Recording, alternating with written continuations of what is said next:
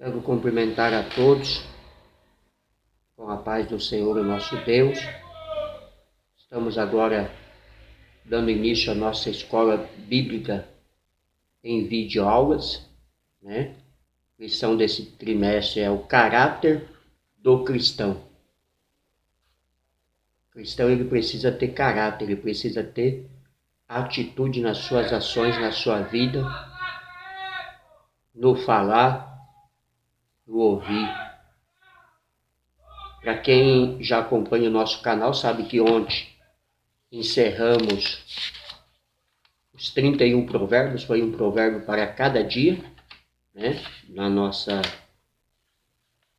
instrução ontem. E agora vamos fazer um resumo de uma videoaula toda semana. Se você ainda não se inscreveu no nosso canal, se inscreve digitando ali Paulo.Delagnese no seu tablet, do seu celular. O título da primeira lição nos diz: a formação do caráter cristão. O textuário nos diz: já estou crucificado com Cristo. E vivo não mais eu, mas Cristo vive em mim.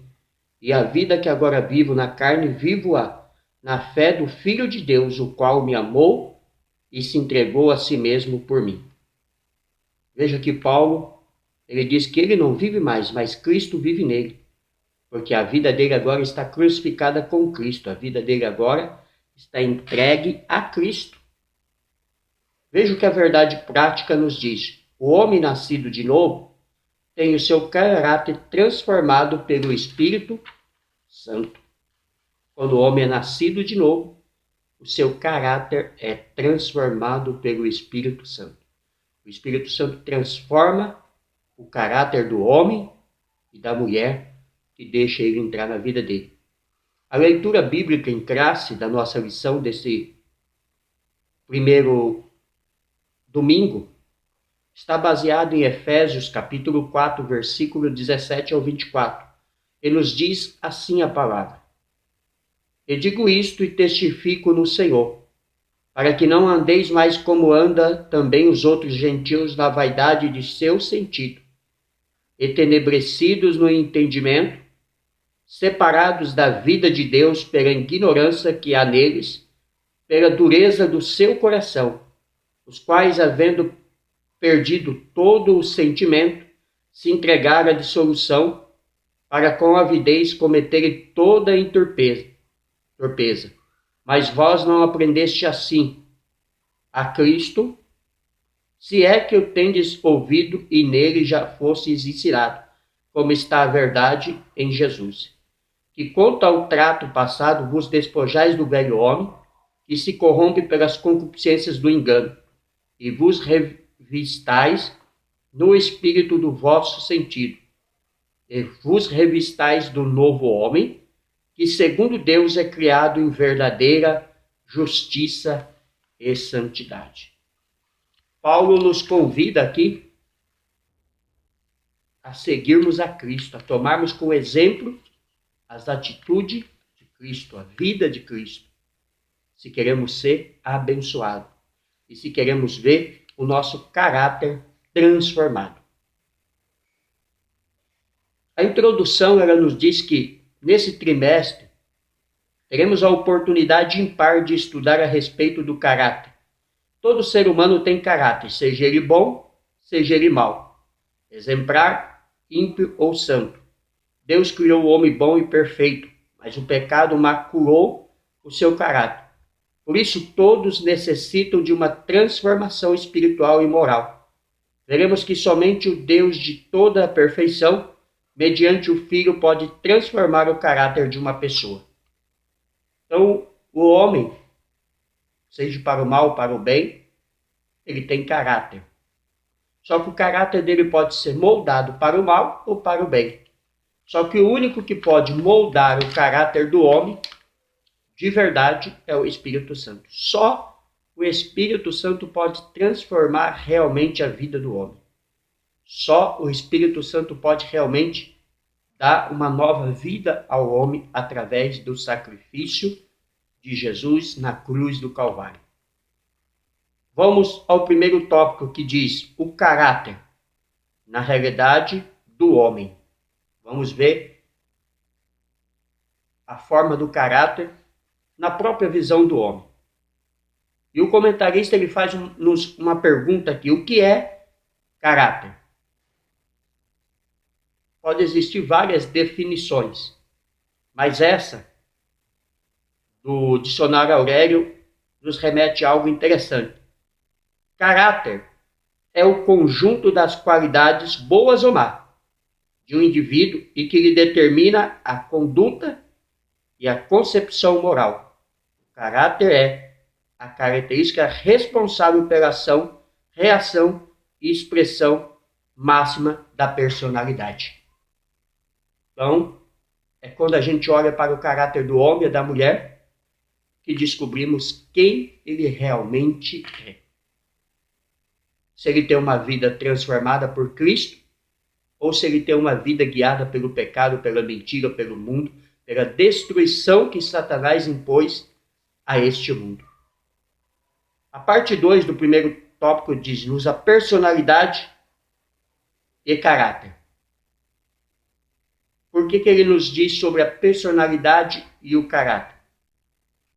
Porque a palavra de Deus adverte: instrui o menino no caminho que deve andar, e até quando envelhecer não se esquecerá dele. Provérbios capítulo 22, versículo 26. A criança, ela pode ser moldada o seu caráter, para que quando ela for adulto, ela possa realmente mudar as suas atitudes. É por isso que o autor de Provérbios, ele diz: instrui o menino no caminho que ele deve andar. Dê instrução a ele, ensine ele, corrige ele.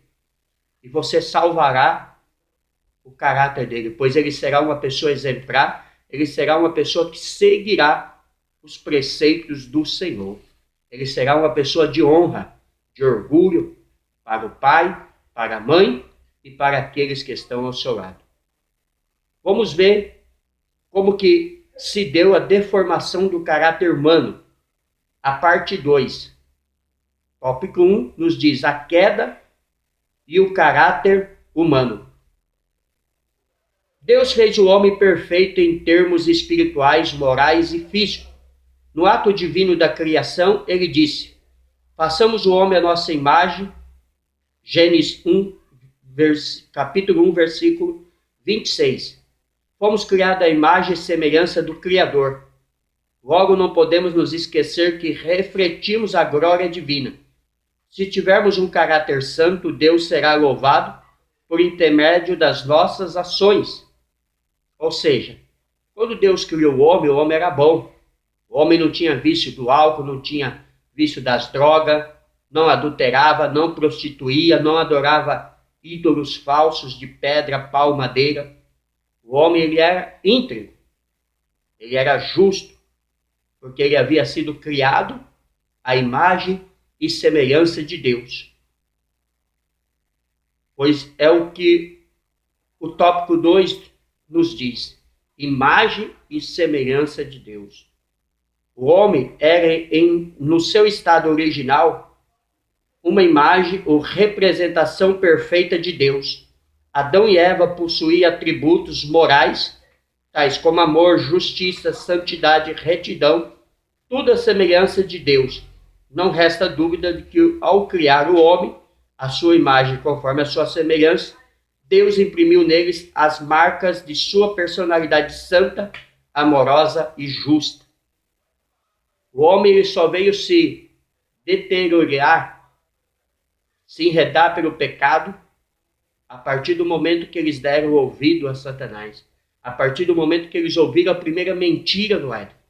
Porque até este momento, o homem e a mulher ele eram um exemplo.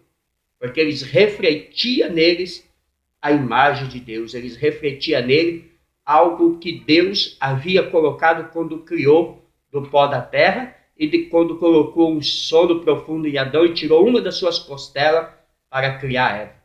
Neste momento, eles eram perfeitos diante de Deus. Eles eram santos, justos, tementes a Deus. Mas, no decorrer do tempo, com a queda, veja o que nos diz a parte 3 do tópico 2, especificamente na parte A. No relacionamento com Deus, o pecado desfigurou o homem, cortando a ligação direta com seu Deus. Porque todos pecaram e destituídos estão da glória de Deus, Paulo disse, em Romanos capítulo 3, versículo 23. O pecado passou a todos os homens, Romanos 5, 12, Salmo 51, 5. As repercussões e o alcance desse fato terrível de natureza espiritual têm sido sentidos ao longo da história. E como tem? De lá para cá, começou-se a destruição do ser humano, em todas as degradações, em todas as formas possíveis que se possa imaginar. O homem foi se afastando de Deus, o homem foi ficando longe de Deus, o homem foi deixando a sua essência de santo, de justo, de amoroso, que eram os atributos de Deus, que havia sido colocado sobre o homem lá no Jardim do Éden, o primeiro casal que Deus criou para procriar essa terra, para formar esta terra, para abençoar essa terra, agora estava longe de Deus. Veja o que nos diz a parte B. No relacionamento humano, quando Deus perguntou a Adão se ele havia comido do fruto da árvore proibida, e este não assumiu a culpa, mas procurou justificar seu erro, acusando a esposa, quando Deus questionou Eva a respeito dos seus atos, ela transferiu a culpa para a serpente. O relacionamento de Adão e Eva foi afetado pelo pecado, culpa e medo. Essa foi uma das piores causas, porque nem assumir o pecado Eva e Adão assumiu. Ficava um empurrando para o outro, ficava um dizendo para o outro que ele era culpado, em vez deles, pelo menos, ter a consciência de que eles haviam desobedecido a Deus, que eles haviam errado e que eles precisavam mudar de atitude. Mas não demorou muito, e ali, no Éden, houve um confronto entre o caráter mau de Caim e o caráter justo de Abel. Caim matou seu irmão Abel, Gênesis 4:8. Lameque matou um homem adulto e um jovem, Gênesis 4:23. A morte e a corrupção se espalharam com o passar dos séculos. O juízo de Deus foi enviado no seu tempo através do dilúvio, Gênesis 6:8. Então, o homem foi dando lugar ao pecado, foi cometendo assassinatos, até que chegou no século atual, a qual estamos, a qual as vidas não têm mais valor. As pessoas matam por qualquer coisa. As pessoas se destroem por qualquer coisa. Droga, prostituição, álcool, adultério, crimes, assassinatos, estupros, coisas violentas de lá para cá. Porque o homem cada dia se afasta mais de Deus. Veja que a parte C nos diz que o pecado causou no relacionamento com a natureza. Porque o homem passou a usar mal aquilo que Deus havia colocado sobre as suas mãos para cuidar, que era exatamente o jardim. Então nos diz o comentarista aqui, que usando mal o seu livre hábito, o ser humano fracassou em cuidar de si mesmo e do planeta. E tem poluído o ar, o solo, as águas e todo o ambiente natural. Mas Deus destruirá os que destroem a terra. Isso se encontra em Apocalipse capítulo 11, versículo 18. Deus havia posto o homem para cuidar da terra, para abençoar a terra, para fazer a terra produzir. Mas ao contrário disso, ele tem destruído a terra. Só que aqui em Apocalipse encontramos Deus dizendo que se o homem destrói a terra, Deus o destruirá. E é exatamente o que temos visto. Doenças terríveis, câncer, pestes, terremotos, chuvas, ventanias, destruições de todos os modos. Porque Deus não tem mais suportado o pecado do homem. Deus não tem mais suportado a ignorância do homem. Então Deus faz com que os efeitos da natureza virem-se contra o homem, porque o homem e a mulher não se arrependem dos seus pecados, não se arrependem das suas atitudes. Veja-nos o que nos diz sobre a queda na revista do professor. Queda, o primeiro pecado da humanidade, abrangeu todos os demais pecados. Afronta e desobediência a Deus, o orgulho, a incredulidade, desejos errados, o desviar outras pessoas, assassinato em massa da posteridade e a submissão voluntária ao diabo. As consequências imediatas foram numerosas, extensivas e irônicas. O relacionamento entre Deus e os homens, de franca comunhão, amor, confiança e segurança, foi trocado por isolamento, autodefesa, culpa e banimento. Pois eles foram banidos do Jardim do Éden. Eles foram banidos do lugar que Deus havia criado. Adão e Eva saiu daquele lugar. Tem como relacionamento entre eles entrar em degeneração. A intimidade e a inocência cederam lugar à acusação. Seu desejo rebelde pela independência resultou em dores de parto, labuta e morte. Quero abrir um parênteses aqui. Por que Eva agora passou a ter dores de parto? Creio eu, pastor Paulo, não está na Bíblia, mas eu posso imaginar, que esse foi um dos castigos que Eva recebeu. É que ela tinha filhos antes. Ela já havia gerado filhos. Só que agora ela teria com dores de parto, Deus diz. Porque não faz sentido dizer a alguém que nunca teve um parto, que ele terá dores de parto, se ele nem sabe o que é uma virgem. Se Deus falou que agora ela teria filhos com dores de parto, porque agora ela sentiria as dores que antes ela não sentiria. E que o diga as mulheres, né? Pelo menos elas dizem que é uma das maiores dores. Seus olhos realmente foram abertos e eles conheceram o bem e o mal. Mas era passado esse reconhecimento, sem o equilíbrio de outros atributos divinos, como o amor, a sabedoria e o conhecimento. A criação confiada aos cuidados de Adão foi amaldiçoada, gemendo pela libertação dos resultados da infidelidade dele. Por esta, a natureza humana tão deteriorada pela queda, pessoas, algumas têm a capacidade de trazer o que é espiritualmente bom sem a ajuda graciosa de Deus. A esta condição chamamos corrupção total ou depravação. Então, a queda levou o homem a esse estado, a essa situação. Né? O pecado tomou conta da nação, do mundo. O pecado tomou conta de todas as esferas, de todas as situações, de todos os modos, destruindo e levando o homem para longe de Deus. Veja-nos o que nos remete o tópico 3, que vai nos falar a redenção do caráter humano.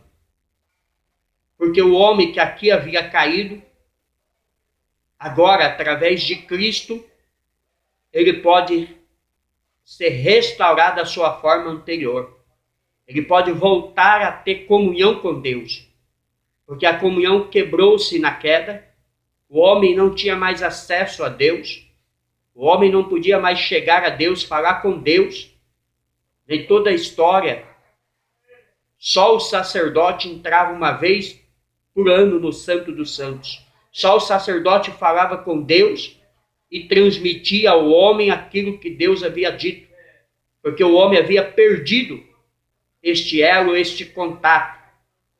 Mas Deus, desde o Jardim do Éden, ele vem buscando homens e mulheres para se encontrar com ele. Ele chamou Noé, ele chamou Abraão, chamou Isaac, chamou Jacó, chamou Moisés, chamou Josué, chamou os profetas, os reis, os sacerdotes. O tempo todo Deus foi tentando aproximar novamente o elo perdido com o homem, até que veio o seu próprio Filho, pois a Bíblia diz em João capítulo 1, versículo 16, que Deus amou o mundo de tal maneira que ele deu o seu Filho unigênito, para que todo aquele que nele crê não pereça, mas tenha a vida eterna. E a vida eterna é esta, que creais naquele que ele vos enviou. Então, Deus se aproxima novamente do homem e da mulher através de Jesus, através do seu Filho. No sacrifício da cruz do Calvário, Deus reaproxima o homem novamente. Porque o homem não falava mais com Deus, precisava de alguém falar e dizer a ele.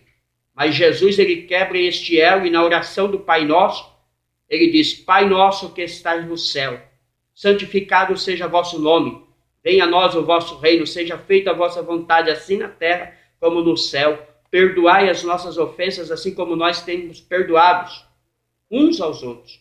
Essa foi a oração que Jesus disse: vós orareis assim.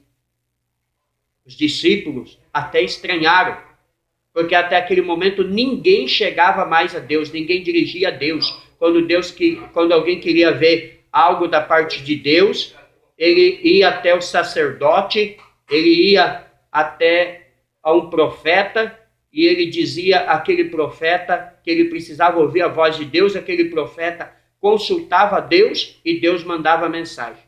Mas com a morte de Jesus na cruz do Calvário, a Bíblia diz que o véu que separava o templo, a arca, o santo dos santos foi rasgado. Ou seja, tivemos novamente a volta ao encontro com Deus através de Jesus, através do sacrifício do Senhor na cruz do Calvário. Porque a redenção só vem através do novo nascimento, transformação de caráter. É o que a parte 1 do tópico 3 vai nos dizer. Jesus veio ao mundo para salvar o homem da tragédia do pecado e aproximá-lo novamente de Deus. João 3,16, a qual acabamos de ler. A salvação é um dom divino. Ela é fruto da graça divina. Pela fé em Jesus, o homem recebe a salvação e se torna uma nova criatura, completamente transformada. Pela fé em Jesus, o homem encontra isso aí. Assim, se alguém está em Cristo, nova criatura é, e as coisas velhas já passaram. Eis que tudo se fez novo. 2 Coríntios 5,17. O caráter daqueles que pela fé nasceram de novo é poderosamente transformado pelo poder do Espírito Santo. Então, aquele que se deixa regenerar, aquele que se deixa encontrar com o Senhor no caminho, ele tem o seu caráter regenerado pelo Espírito Santo e pelo sacrifício de Jesus na cruz do Calvário. A parte 2 do tópico 3 nos diz que a palavra de Deus muda o caráter. A salvação não é apenas uma mudança de religião, mas envolve regeneração.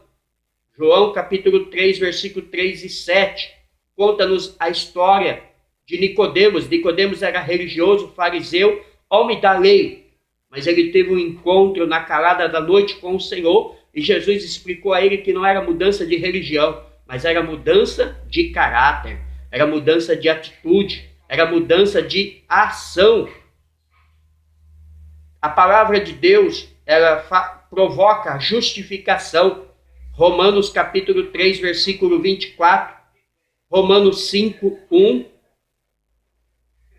ao 9, 1 Coríntios 6, 11. E a santificação, Hebreus 12, 14, 1 Tessalonicenses capítulo 5, versículo 23. Então, a regeneração provocada pelo Espírito Santo, através do sacrifício de Jesus na cruz do Calvário, transforma o homem e a mulher que deixa o Senhor entrar sobre a sua vida. Continua nos dizendo que, porque a palavra de Deus é viva e eficaz, e mais penetrante de qualquer espada de 2 gumes, e penetra até a divisão da alma e do espírito e das juntas e medulas, e é apta para discernir os pensamentos e intenção do coração. Hebreus capítulo 4, versículo 12. Não adianta esconder de Deus. Ninguém se esconde de Deus, pois a Bíblia diz que os 7 olhos do Senhor percorrem a terra, que o Senhor procura os fiéis da terra.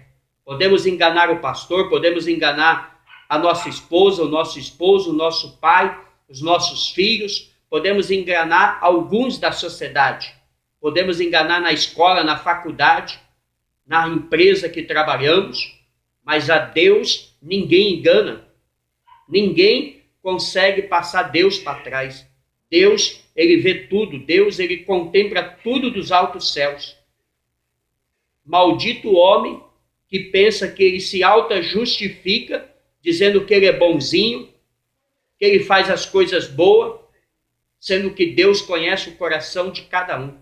Deus conhece as atitudes de cada um no seu mais íntimo, aonde ninguém consegue chegar, aonde ninguém consegue entrar, aonde ninguém consegue estar, Deus conhece nos mínimos detalhes.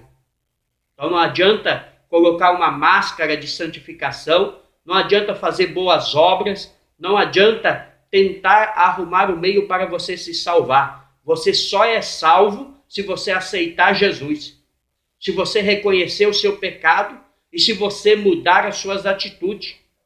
Porque fazer boas obras não leva à salvação, é engano do Espiritismo. As boas obras ela é praticada por quem já é salvo. Né? Eu não faço boas obras para ser salvo. Eu faço as boas obras porque eu já sou salvo. Então não adianta penitência, não adianta subir escada de joelho, não adianta acender vela, não adianta fazer promessa para isso ou para aquilo. Só aqueles que aceitam Jesus, que reconhecem o sacrifício da cruz do Calvário, terá um encontro com ele. Tópico 3, na parte 3, diz sobre o caráter amoroso e santo do crente. Por quê? Porque se o crente foi regenerado pelo Espírito Santo, pela palavra de Deus, ele tem que ter amor no seu coração. Ele tem que amar o seu próximo. Ele tem que amar de uma forma a demonstrar a sua atitude para o mundo e para todos. Não um amor fingido de mentira. Não um tapa nas costas e depois por trás falar mal. Porque quem fala mal do seu próximo, quem fofoca, quem mente, ele não ama. Ele é mentiroso. Ele engana ele e engana os que estão à volta. Mas como dissemos lá em cima, Deus ele contempla tudo dos altos céus. A Deus ninguém engana. Então aquele que tem o seu caráter transformado, ele recebe o amor de Deus no seu coração e transfere este amor de Deus aos que estão à sua volta. Veja o que nos diz a palavra. Quem não ama não conhece a Deus, ainda não teve seu caráter transformado e está em trevas. 1 João, capítulo 2, versículo 9 e 11. Unido ao amor está a santificação, sem a qual ninguém poderá ver o Senhor. Hebreus 12, 14. Os que já experimentaram o novo nascimento devem viver de modo irrepreensível. 1 Tessalonicenses 5, 23. Aqui está a prova de quem realmente experimentou o novo nascimento, de quem realmente teve um encontro com o Senhor, de quem teve o seu caráter mudado.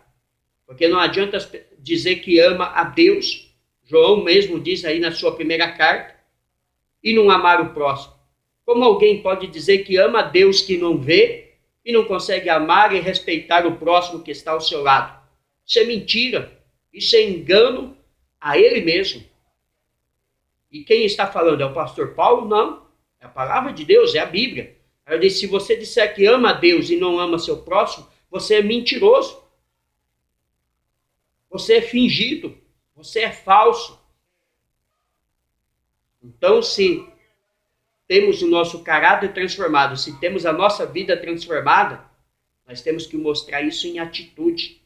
Nós temos que mostrar isso em ações. Nós temos que mostrar isso em amor. Nós temos que mostrar isso de uma forma que o mundo possa olhar Cristo e contemplar em nós. Foi o que Paulo disse. Paulo disse, pode olhar para mim. Eu sou seguidor de Cristo, eu sou imitador de Cristo.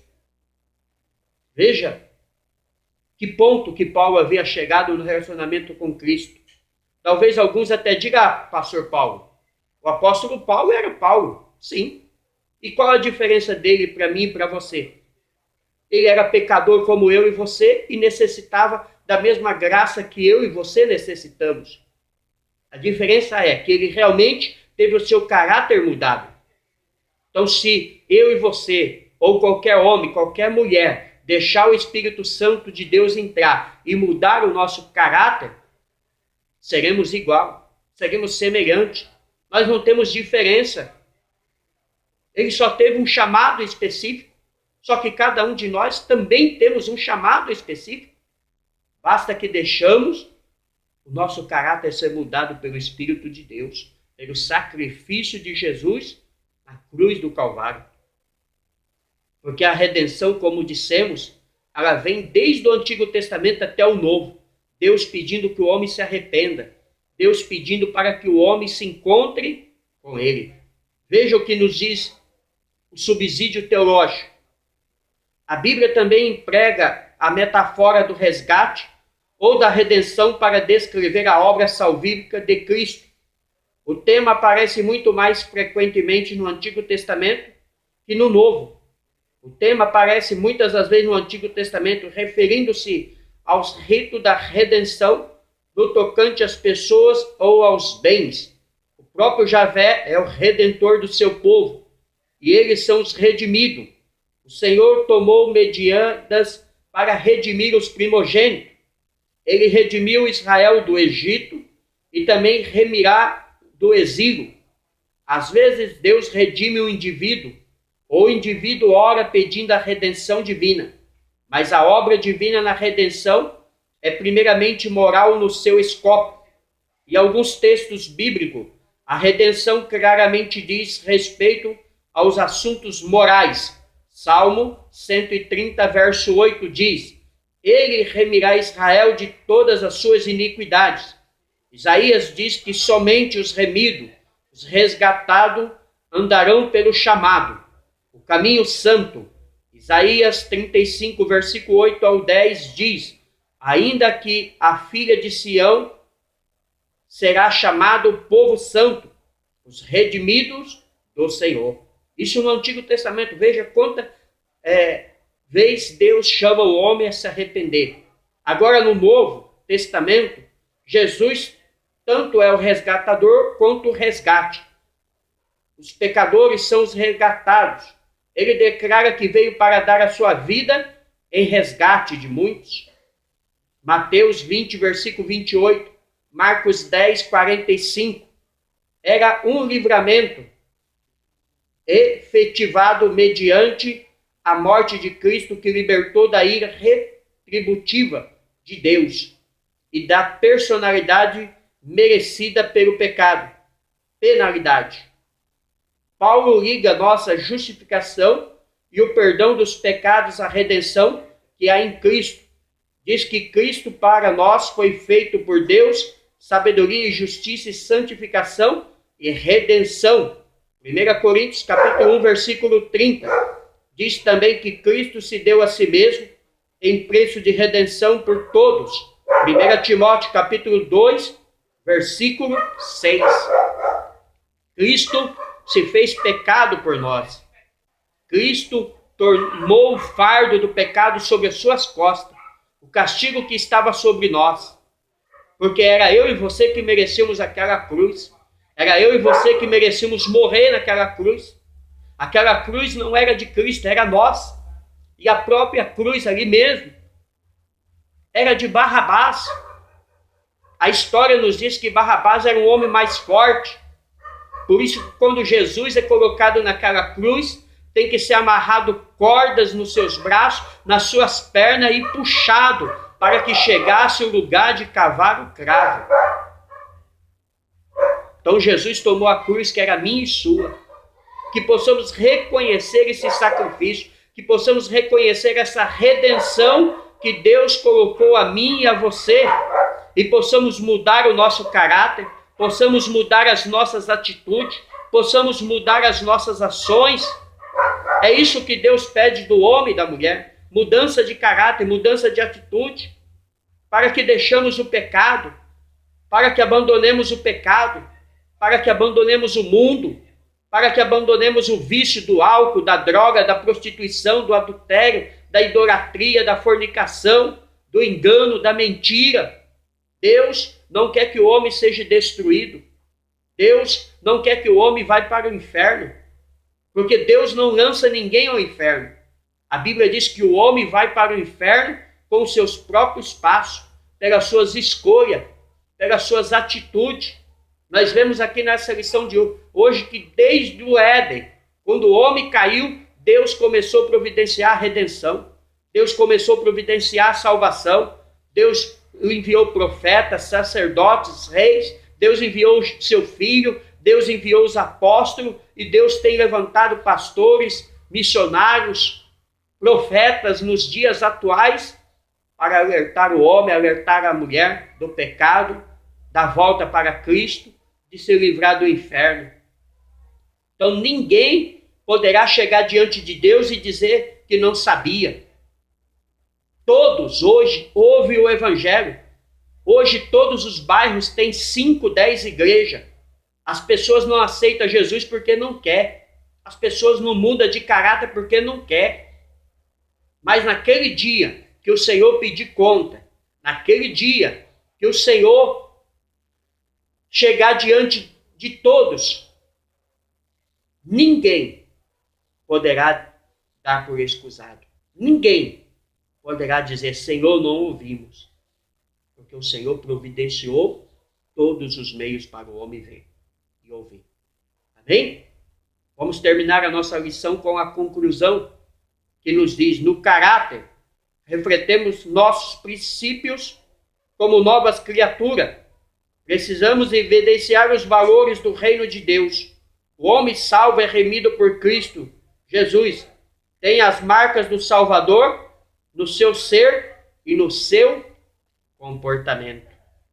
Então, o homem redimido, ele tem as marcas nas suas atitudes, nos seus comportamentos, nas suas ações. Amém? Deus abençoe a todos. Pastor Paulo Delanhese, São Paulo, Jundiaí.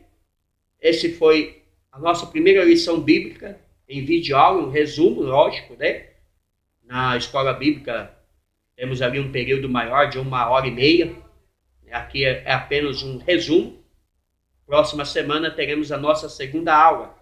Se você ainda não se inscreveu no nosso canal do YouTube, se inscreva. Seu tablet, celular, digitando ali Paulo.Delanhese no YouTube. Um grande beijo no coração de cada um.